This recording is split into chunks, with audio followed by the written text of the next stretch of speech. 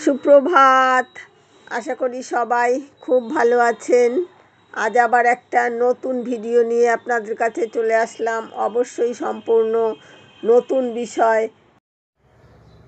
আজ স্বনামধন্য সাহিত্যিক মানিক বন্দ্যোপাধ্যায়কে নিয়ে আপনাদের কাছে চলে এলাম।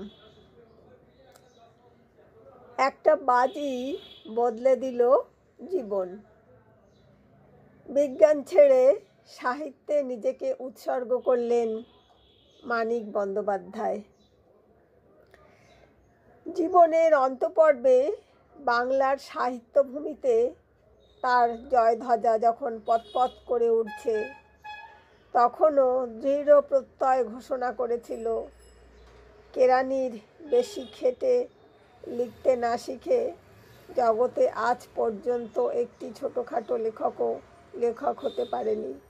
সাহিত্য সাধনার জিনিস। বিজ্ঞানের ছাত্র তিনি, আরও স্পষ্টভাবে বললে গণিত শাস্ত্রের। জটিল ফর্মুলা আর পরীক্ষা নিরীক্ষায় মশগুল মন।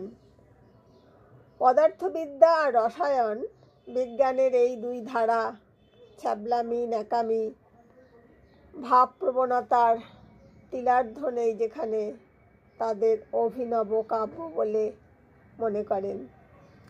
তাই বলে সাহিত্য দৌড়ানি মোটেও নয়। 12-13 বছর বয়স থেকেই লুকিয়ে চুরিয়ে নভেল পড়ার নেশা।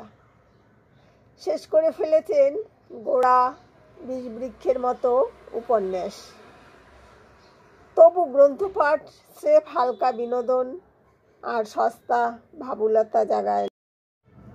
একটা বই শেষ করেন আর তার নির্যাস যতক্ষণ পর্যন্ত না শরীরের অস্থি মজ্জা রক্ত স্নায়ু বেয়ে মনের অতলে সেধিয়ে যাচ্ছে, ততক্ষণ অস্থির হয়ে থাকেন, শান্ত হন না কিছুতেই। ঘুরে বেড়ান, ছুটে চলেন মাঠ প্রান্তর নদীটির, আর খুঁজে চলেন একটাই উত্তর, কেন? স্কুল কলেজ পেরিয়ে বাকি জীবনেও এই একটি মাত্র মানসিক রোগ, সব কিছুর ভেতরে কেনর উত্তর খোঁজার বাসনা তাড়া করে বেরিয়েছে প্রবোধকে। প্রবোধ কুমার বন্দ্যোপাধ্যায়, ডাকনাম মানিক। আরও কাছের যারা, তারা তাকে কালো মানিক নামে ডাকে। বাবা হরিহর বন্দ্যোপাধ্যায় সরকারি চাকুরে, বদলির চাকরি। তাই সদর মফস্বল মিলিয়ে খানদাসের স্কুল আর 3টে কলেজে পড়াশোনা করতে হয়েছে। অবশেষে থিতু হয়েছেন প্রেসিডেন্সি কলেজে, অঙ্কে অনার্স। ফর্মুলা আর ক্যালকুলেশনের নেশা পেয়ে বসেছে। বড়দা ডক্টর সুধাংশু কুমার বন্দ্যোপাধ্যায় পুনায় থাকেন, কৃতবিদ্য। তদুপরি পদস্থ আধিকারিক, পেশায় মেট্রোলজিস্ট। প্রমোশন পেয়ে ভারত ব্রহ্মদেশ ও সিংহলের আবহাওয়া বিভাগের ডিরেক্টর জেনারেল হন। তার আগে কোনো বাঙালি এই পদ অর্জন করেননি। সব কিছুই ঠিকঠাক চলছিল। প্রেসিডেন্সি থেকে অঙ্কে স্নাতক ডিগ্রিটুকু অর্জন করলেই মেধাবী ছাত্র প্রবোধের পক্ষে সম্মানের চাকরি আর আর্থিকভাবে সচ্ছল জীবন বেছে নেওয়াটা অসম্ভব কিছু ছিল না। কিন্তু জীবন দেবতা তার জন্য বেঁধে দেন অন্য পথ, ভিন্ন গন্তব্য। বন্ধুদের সঙ্গে একটিমাত্র আড্ডা, একটিমাত্র বাজি, আর তাতেই বদলে গেল প্রবোধ মানে মানিক বন্দ্যোপাধ্যায়ের জীবন। দুয়োরানি হয়ে উঠল সুয়োরানি। ল্যাবরেটরির মাপজোক আর ক্লাসে বসে চুলচেরা গাণিতিক বিশ্লেষণ গেল উড়ে। যে সাহিত্য পড়ে একদা রোমান্টিক শিহরিত হয়ে উঠত সে, খুঁজে চলত কেনর উত্তর। তার জবাব দিতে সমাজের মধ্যবিত্ত ও গরিব মানুষদের মুখে ভাষা জোগাতে হাতে তুলে নিল কলম। অথচ সেই খাত বদলই শেষমেশ জীবনের নিয়তি হয়ে দেখা দিল। বিনোদনের জন্য সাহিত্য পড়েনি সে, বিনোদনের জন্য লেখেনি। লেখককে কলম পেশা মজুরের অতিরিক্ত কিছু ভাবেনি মানিক বন্দ্যোপাধ্যায়। প্রতিভা নিয়ে জন্মানোর ধারণাকে করেছিল নস্যাৎ। প্রাণপাত পরিশ্রমী ছিল মূল মন্ত্র। জীবনের অন্তঃপর্বে বাংলার সাহিত্যভূমিতে তার জয়ধ্বজা যখন পতপত করে উঠছে, তখনও দৃঢ় প্রত্যয় ঘোষণা করেছিল, কেরানির বেশি খেটে লিখতে না শিখে জগতে আজ পর্যন্ত একটি ছোটোখাটো লেখক হতে পারেনি। সাহিত্য সাধনার জিনিস। অথচ নিয়তি, সেই নিয়তেরই কি অদ্ভুত মায়া খেলা। সাহিত্য সাধনার চরম মূল্যই একদিন তাকে চোকাতে হলো। সংসারে মনোমালিন্য, বিচ্ছেদ, অর্ধাহার, শরীরের প্রতিশোধ, আবাল্য ব্যাধির ফিরে ফিরে আসা এবং অপরিসীম দারিদ্র্যের মধ্যে মৃত্যুবরণ। বন্ধুদের সঙ্গে ধরা একটি বাজি নিয়তির বেশে সৃষ্টি প্রাচুর্যে ভরা একটি জীবনকে দগ্ধে ছাই করে দিল। কি ছিল সেই বিতর্ক, সেই চ্যালেঞ্জ, যার জন্য একটি আস্ত জীবন আচমকা এলোমেলো হয়ে গেল? প্রেসিডেন্সির ক্যান্টিনে বসে হালকা চালেই শুরু হয়েছিল আড্ডা। এই কথা সে কথার মধ্যে উঠেছিল সাহিত্যের প্রসঙ্গ। ততদিনে কল্লোল যুগ শুরু হয়ে গিয়েছে। কল্লোল, কালিকলম, প্রবাসী, বিচিত্রার মতো পত্রিকা বাংলা সাহিত্যে তথাকথিত আধুনিকতা ও রবীন্দ্র বলয় কেটে বেরিয়ে আসার অভিমুখ খুঁজছে। নানা বাহ্যে বিতর্ক, উঠে আসছে নতুন মুখ। তাদের তুলে ধরছেন, প্রমোট করছেন একদল সম্পাদক। কিন্তু নয়া লেখকদের অভ্যুত্থান এত সহজ নয়। বাংলার সাহিত্যক্ষেত্র বড্ড পিচ্ছিল, দুর্গম। দলাদলি, পাক আর পক্ষপাতের কাঁটায় আকীর্ণ। চাইলেই কেউ নাম লেখাতে পারে না। পরিশ্রমী সবটুকু নয়, চলতি হওয়ার পন্থীও হওয়া চাই। তাই নাম করা লেখক ছাড়া ওরা কাউকে পাত্তাও দেয় না।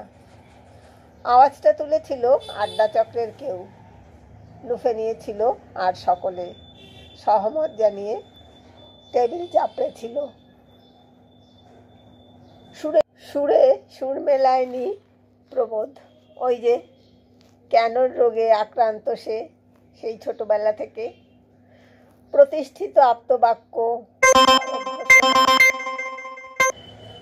কোনো কিছুই বিনা বিচারে মেনে নিতে নারাজ। তাই ভুরুকুচকে প্রশ্ন তুলেছিল, ভালো লেখাও ফিরিয়ে দেয় কেউ? দিতে পারে? শুধু নামটাই কি সব?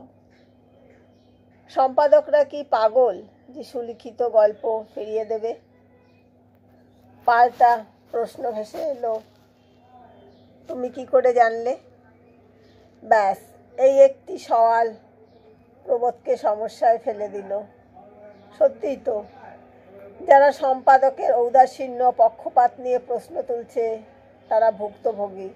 গল্প লিখেছে, পত্রিকা দপ্তরে পাঠিয়েছে, একবার, দুবার, বহুবার। প্রতিবার লেখা অমনোনীত হয়ে ফিরে এসেছে। আর সে নিজে জীবনে একটিও গল্প না লিখে, না পাঠিয়ে কি করে স্রেফ ধারণা আর অনুমানের জোরে এত বড় কথা বলতে পারে? তার জন্য তো প্রমাণও জরুরি। প্রবোধ মানে মানিক সেদিন সেই মুহূর্তে আমি জানি বলে ঠেকা দেওয়ার চেষ্টা করেছিল বটে, কিন্তু বন্ধুরা ছেঁকে ধরে। তারপর কথার পিঠে কথা জমতে জমতে উঠে আসে বাজি। 3 মাস সময়, পাক্কা 90 দিন। এর মধ্যে যে কোনো মাসিক পত্রে গল্প প্রকাশিত হতে হবে। ছেপে বেরোলে ভালো, প্রবোদের কথাই ঠিক, নতুবা যে সময়কার কথা বলছি তখন প্রবোদের বয়স মোটে 22 বছর। আগে একটিও গল্প লেখেনি সে, কিন্তু পড়েছে অজস্র। তাই মোটের উপর সম্পাদক ভোলানো কাহিনী দাঁড়াবে এ বিষয়ে নিঃসংশয় ছিল, কিন্তু প্লট কি, চরিত্র কারা, এই নিয়ে দুশ্চিন্তা দানা বাঁধে। অনেক ভাবনার পর ঠিক করে প্রেমের গল্প ফাঁদবে। কিন্তু কেমন প্রেম? মাসিক পত্রের পাতায় স্তূপাকৃত ফেনিয়ে ফাঁপিয়ে তোলা অবাস্তব ভালোবাসার কথা, নাকি চোখে দেখা কোনো অভিজ্ঞতা ভাগ করে নেবে? নিজের জীবনে সেভাবে প্রেমের পদসঞ্চার হয়নি, কিন্তু অদ্ভুত আশ্চর্য এক ভালোবাসাকে পাপড়ি মেলতে দেখেছিল প্রবোধ, অথচ ফুল হয়ে ওঠার আগেই অকালে ঝরে যায়।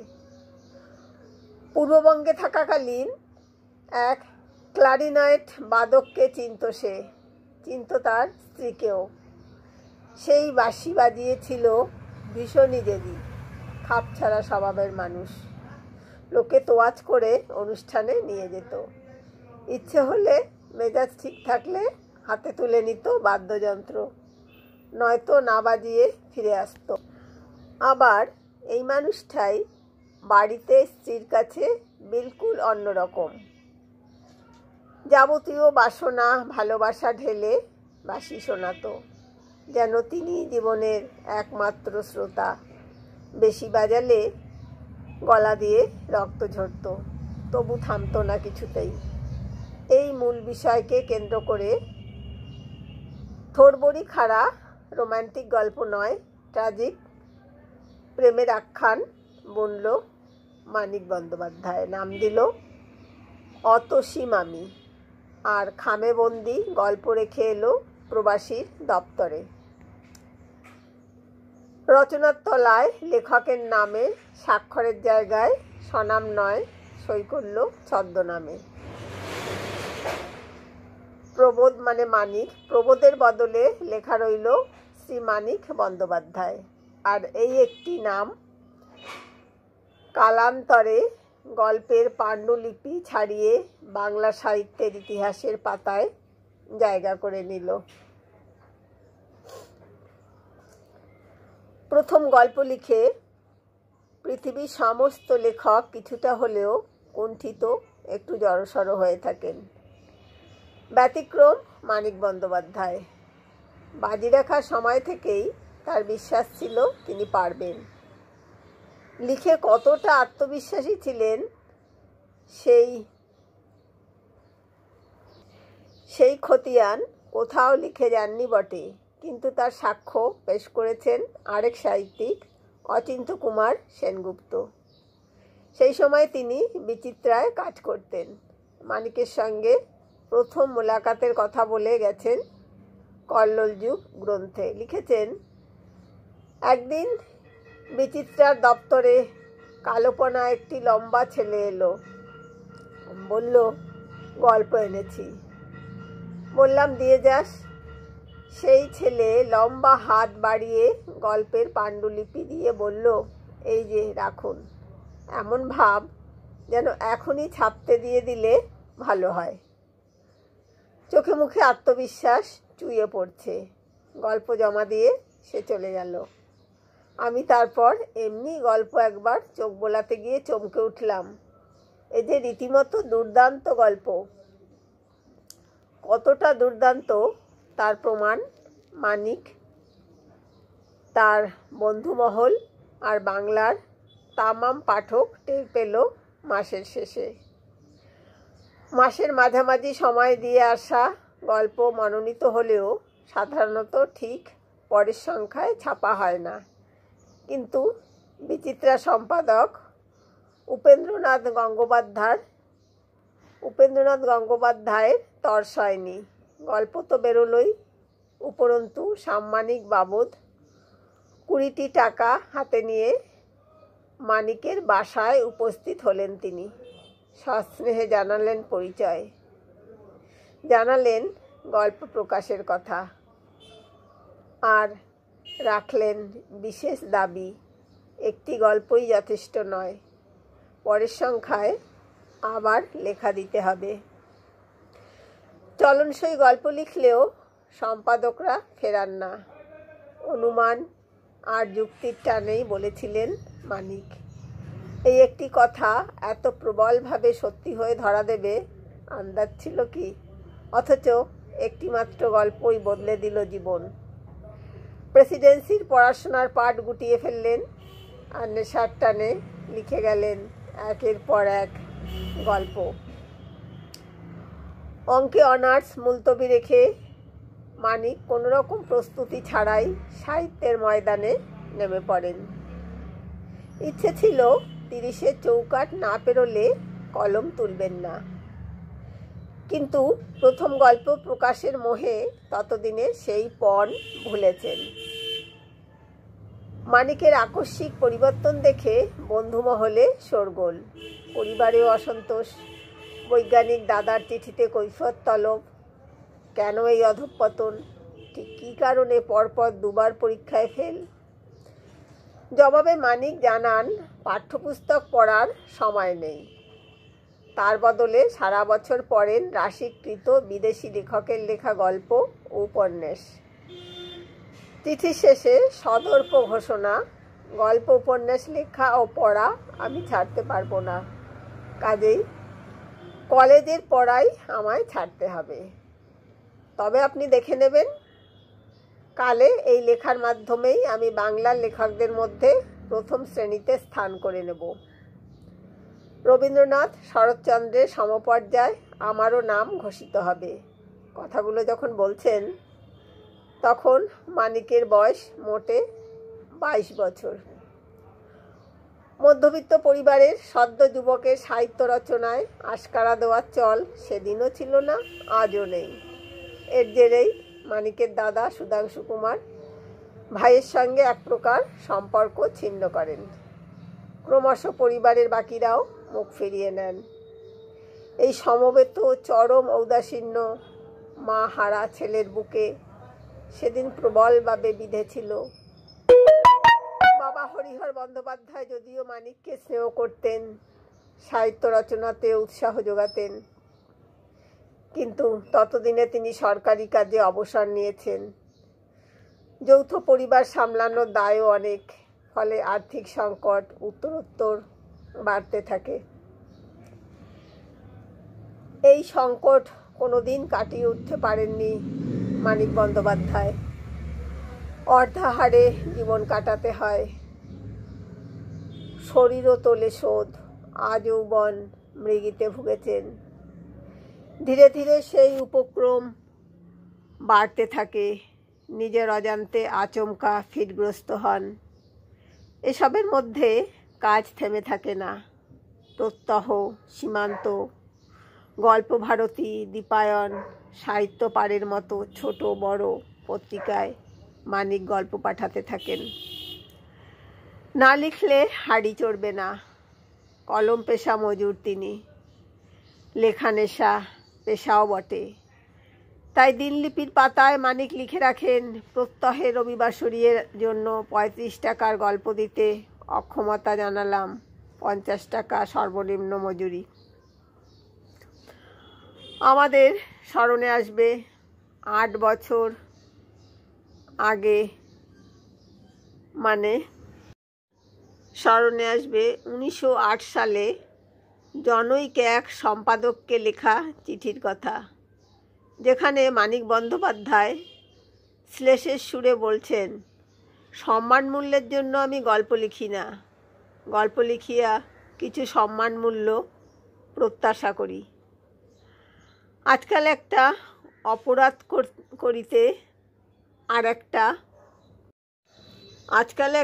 অপরাধ করিতে আরম্ভ করিয়াছি, গল্পের জন্য কিছু বেশি পারিশ্রমিক দাবি করি।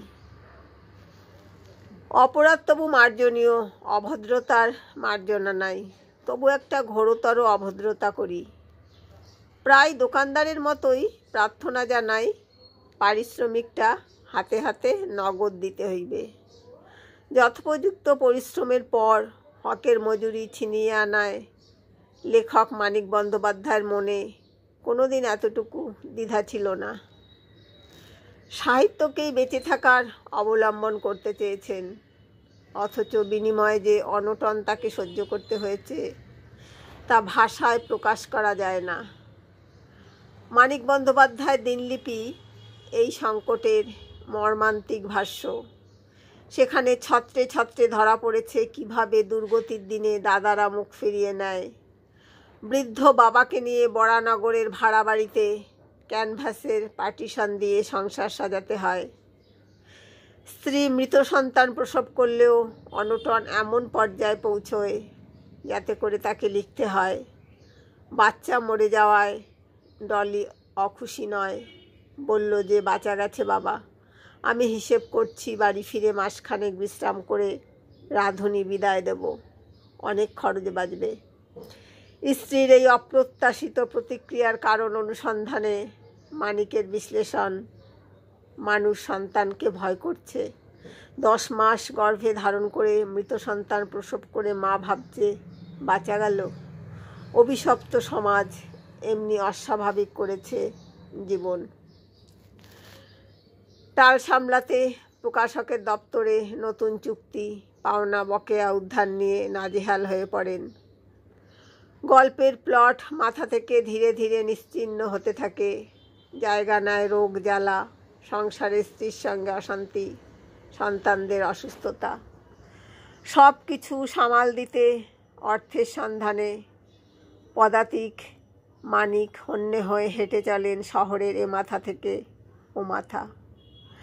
ডায়েরিতে লিখে রাখেন, সারাদিন ঘুরেছি, দুপুর 1টা থেকে রাত 8টা, 2 মাইল হাঁটা হয়েছে, আজও বেরিয়ে অনেক কাজ সেরে এলাম। প্রকাশকদের কাছে কি শ্রান্তি বোধ করছি, এত কিছুর পরেও হকের মজুরি মেলে কই। লাজুকলতার শেষ ফর্মা কভার সই করলাম, টাকা কই। গল্প ভারতীর অগ্নিশুদ্ধির প্রুফ দেখে দিলাম, মজুরি পাঠায়নি। বেঙ্গলে সচিনের কাছে 100 টাকা চেয়ে পত্র দিলাম। পরপর দিনলিপির এন্ট্রিগুলি হতাশায়, বেদনায়, আর্তনাদে আতুর। বাংলা সাহিত্য বাজারের সঠতা, তঞ্চকতা খুব কাছ থেকে দেখেছিলেন মানিক বন্দ্যোপাধ্যায়। হয়তো এই কারণেই সরে এসেছিলেন প্রথম যৌবনের আদর্শায়িত চিন্তাধারা থেকে। স্বীকারোক্তির ছলে বেদনা বিধুর ভাষায় তিনি লেখেন, এখনও আত্মীয় স্বজন আফসোস করেন, তোর দাদা লেখাপড়া শিখে 2000 টাকার চাকরি করছে, তুই কি করলি বলতো মানিক? না একটা বাড়ি, না একটা গাড়ি। আপনারা কি বলেন? শেষ জীবনে অসুস্থ শরীরে যুগান্তর পত্রিকার পূজা সংখ্যায় লেখা জমা দিতে যাচ্ছেন মানিক বন্দ্যোপাধ্যায়। রাস্তায় বন্ধু দেবীপদ ভট্টাচার্যের সঙ্গে দেখা। বিধ্বস্ত চেহারা দেখে দেবীপদ এক প্রকার জোর করেই তাকে বাড়ি নিয়ে গেলেন। বন্ধুর মায়ের হাতে রান্না মানিক পেট পুড়ে খেলেন। তারপর একদিন সদর্পে আমি শুধু সাহিত্যিকই হব বলে ঘোষণা করা মানিক বন্দ্যোপাধ্যায় বেরোনোর সময় দেবীপদর হাত ধরে অস্ফুটে বলে উঠেছিলেন, দেখো, 2টি ডাল ভাতের সংস্থান না রেখে বাংলাদেশে কেউ যেন সাহিত্য করতে না যায়। জীবনের অতি ক্ষুদ্র পরিসরে তিনি রচনা করেন 40টি উপন্যাস ও 300 ছোট গল্প। তার রচিত পুতুল নাচের ইতিকথা, দিবারাত্রির কাব্য, পদ্মা নদীর মাঝি ইত্যাদি উপন্যাস ও অতসীমামি, প্রাগৈতিহাসিক, ছোট বকুলপুরের যাত্রী ইত্যাদি গল্প সংকলন বাংলা সাহিত্যের অন্যতম শ্রেষ্ঠ সম্পদ বলে বিবেচিত হয়। ইংরেজি ছাড়াও তার রচনাসমূহ বহু বিদেশি ভাষায় অনুদিত হয়েছে। 1956 খ্রিস্টাব্দের 3রা ডিসেম্বর মাত্র 48 বছর বয়সে বিংশ শতাব্দীর অন্যতম শক্তিশালী এই কথা সাহিত্যিকের অতি কষ্টে রোগ ভোগ জীর্ণ শরীর, না খেতে পাওয়া, সব মিলিয়ে এক করুণ অবস্থায় এই কথা সাহিত্যিকের জীবনাবসান ঘটে।